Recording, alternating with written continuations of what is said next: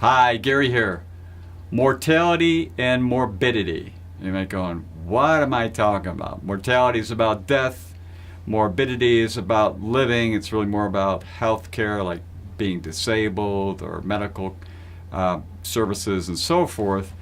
Both are somewhat intangible. So, we'll spend 10 times more time figuring what furniture we need and trip we're going to take and everything else before we'll look at things that are actually can be very important but are very intangible nature. There are really three big areas. One is in life insurance, in case something happens to the breadwinners.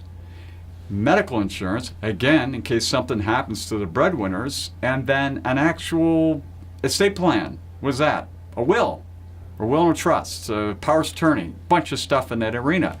These are all really important, and I know it's tough because they cost money and it takes a little bit of time, and you actually got to face death issues or disability issues, and nobody wants to think about bad stuff. But I can say to you, when I've run into families where that's not been addressed and those things befall them, it's not a pretty sight. In fact, it's pretty horrible in some situations what these remaining family members have to go through because those things were never addressed. And in some cases can be really horrific, because if you die without a will, the state that you're a resident in has a will. They do.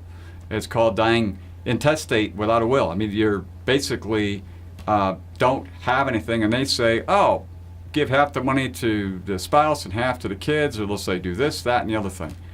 Point is, you don't want that.